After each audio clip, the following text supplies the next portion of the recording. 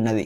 అదే లిక్విడిటీ ఎక్కువ ఉన్న కాయిన్ని మనం బై చేసినప్పుడు, ఎక్కువ ఉన్న కాయిన్ని ఇమీడియట్గా ప్రైసెస్ అనేది చేంజెస్ అవ్వవు.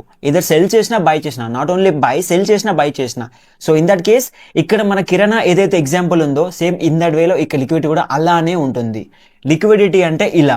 సో బట్ ఇక్కడ లిక్విడిటీకి వోలటాలిటీకి, లిక్విడిటీ ఉంది, లిక్విడిటీ చేంజ్ అవుతున్న కొద్దీ వోలటాలిటీ ఎలా మారుతుందంటే ఇంపార్టెంట్. దీన్ని అర్థం చేసుకోవాలంటే క్రిప్టో బిఫోర్ ఆఫ్టర్ గురించి తెలియాలి. సో దీని గురించి ఒక ఇన్డెప్త్ వీడియో కూడా చేశాను, ఒకసారి ఈ వీడియో ఫుల్ చూడండి, మీకు ఇంకా ఇన్డెప్త్ అర్థమవుతుంది. బట్ బేసిక్ ఇక్కడ టచ్ చేస్తాను నేను.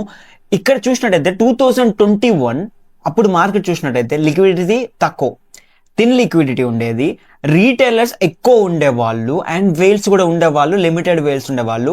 ఇక్కడ ఏం జరుగుతుందంటే రీటైలర్స్ లేదా వేల్ ఎప్పుడైనా ఒక పెద్ద వేల్ సేల్ చేసినప్పుడు ఏం జరిగేది, మార్కెట్ పానిక్ అయ్యేది, చాలా పడేది. ఇక్కడ కొందరు వేల్స్ వల్ల మార్కెట్ చాలా పానిక్ అయ్యి పడిన ఛాన్సెస్ కూడా ఉన్నవి ప్రీవియస్.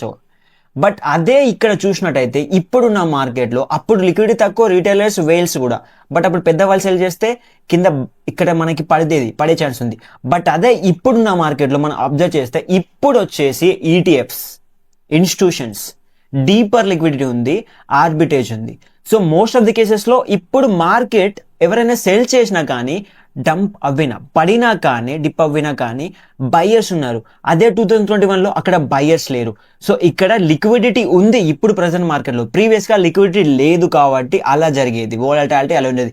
ఇప్పుడు కూడా ఇలా జరుగుతుంది. ఇప్పుడు ఎవరైతే పైన సెల్ చేసినారనుకోండి, కొంచెం పడినా కానీ ఇక్కడ కింద బయ్యర్స్ ఉన్నారు, ప్రీవియస్గా బయ్యర్స్ లేరు. ఇక్కడ లిక్విడిటీ ఇట్ సెల్ఫ్ అయితే ఇంపార్టెంట్ కాదు, లిక్విడిటీ ఇప్పుడు ఉంది. మీరు అనుకోవచ్చు ఇప్పుడు లిక్విడిటీ ఉంది, మార్కెట్లో లిక్విడిటీ ఉన్నా కానీ ఇప్పుడు వోలటాలిటీ ఎందుకు ఉంది?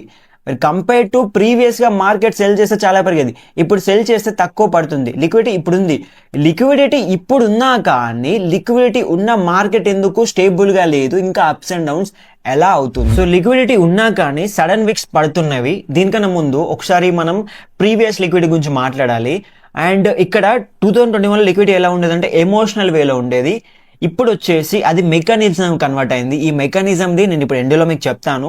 ఫస్ట్లీ లిక్విడిటీ గురించి ఇది మెకానిజం కన్వర్ట్ అయింది.